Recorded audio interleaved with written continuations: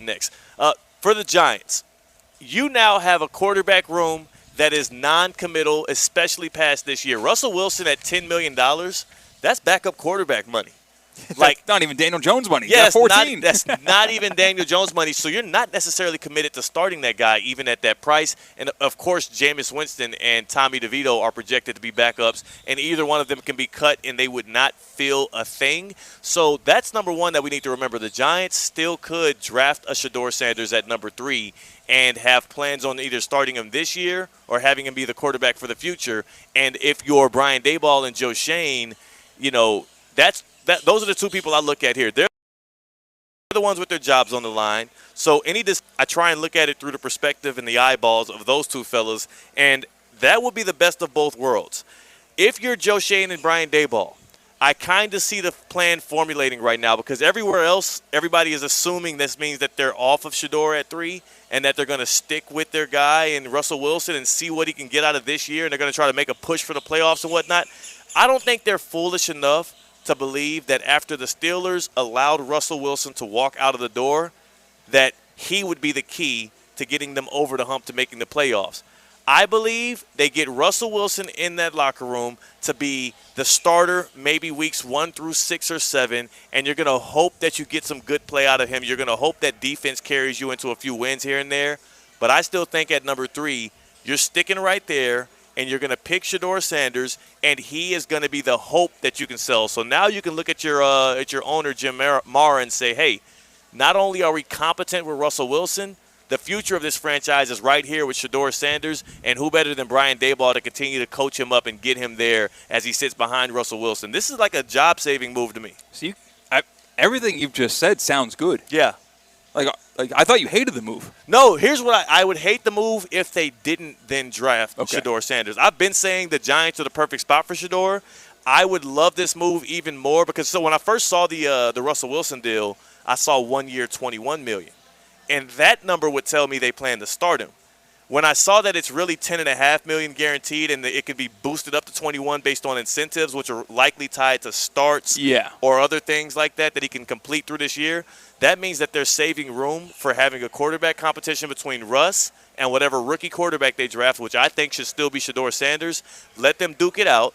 And if you like what you see out of Shedeur, you pull the trigger early.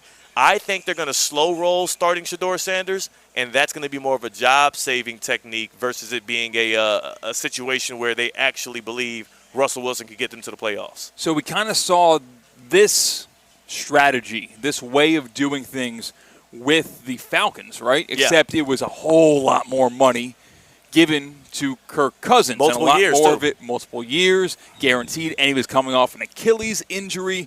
But I think that the stock of Kirk Cousins was higher when he got signed by the Falcons than Russell Wilson's stock is right now as he gets signed by the Giants, and the contract kind of shows that. That's exactly and you're spot on with that, right?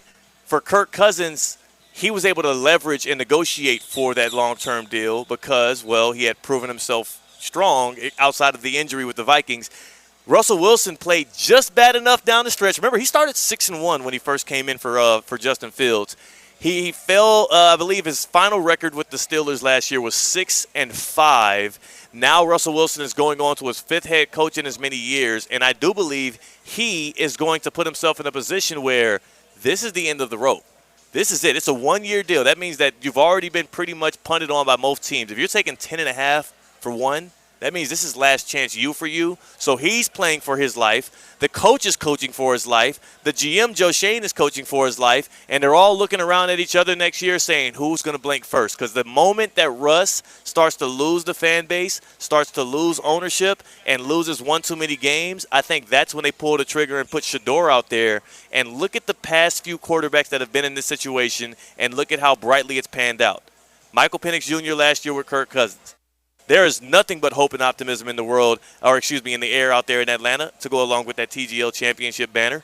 There's nothing but hope and optimism. They love Michael Penix Jr. and what he means for the future. How about Patrick Mahomes? I know it wasn't a signing, but they had Alex Smith play most of that year, and he looked good. And then you had a couple of games out of Mahomes at the back end, and that's when Andy Reid and them said, yeah, what we saw in practice is real. He's going to start next season. We're done with Alex Smith. Same thing with your guy, your quarterback, Lamar Jackson, behind Joe Flacco. You draft him. He sits behind Flacco most of the year. He gets you on a playoff push, actually. They went to Lamar Jackson in a pinch, and he ended up turning out to be the best thing for them possibly, and he finishes out his rookie year getting him into the playoffs, and the rest is history. I think you could do that same thing with Shedeur, and I think that that's the best strategy if I'm Joe Shane and I'm Brian Daboll. If I'm also thinking my number one role is not to win games, it's not to compete for a championship or get to the playoffs, it is to save my own tail when you play both ends, I think that gives you the best shot. Yeah, it's almost like in Succession. We're thinking about 1,000 lifeboats. Like, we are on a sinking ship if we are the New York Giants. Brian Daboll, Joe Shane, head coach, general manager. We are on a sinking ship if we are the New York Giants. We need as many options as possible to get us off this sinking ship. Veteran quarterback who started his tenure with the Steelers pretty well, and you just saw his production just dip, a hard, sharp decline when George Pickens got hurt. Yeah. Well, we don't plan on Malik Neighbors getting hurt. So if we get that result, George Pickens and Russell Wilson, tenfold, I think Malik Neighbors is a better receiver than George Pickens. Yeah. We'll sign up for that offensive production 100%. And we have a pretty good defense, too. The Steelers made it to the playoffs on the back of their defense. Listen, the Giants will sign up for a playoff berth. It's a little bit different expectations between those two organizations, even though they both are pretty historic. But right now, it's playoffs or bust for the New York Giants, for those two parties in particular.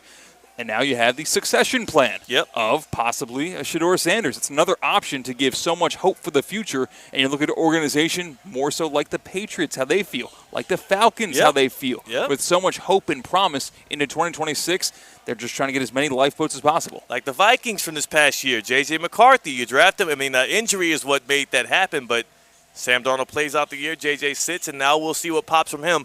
I'm telling y'all, do not get blown off the scent. The Giants still want Shedeur Sanders. And the number one reason why I feel as vindicated in this as I do of any other thing, look at the quarterbacks they have in that QB room and look at the contracts they have. Russell Wilson's on a one-year deal for $10 million. It could be 21 if he ends up being the starter. It hurts them a lot less if he doesn't. Behind him is Jameis Winston, who we saw last year come in an injury replacement role and win some games and threaten defenses left and right. So here it is. I'm going to draw it up for you. Russ starts weeks 1 through 7 or so. Doesn't go so well. You're 2-5 or so. Maybe it's not that great. Are we cutting DeVito, by the way? DeVito maybe get cut. He's probably getting cut in training Practice camp. squad, hero, swan song. Sorry. He likely gets cut here. So Russ starts for the beginning of the year until you realize this isn't as palatable, or maybe he wins enough to carry you through enough games. But the moment you turn to your future, your franchise, which is Shedeur Sanders, and start letting the fans get a peek at him, he has an adequate backup behind him.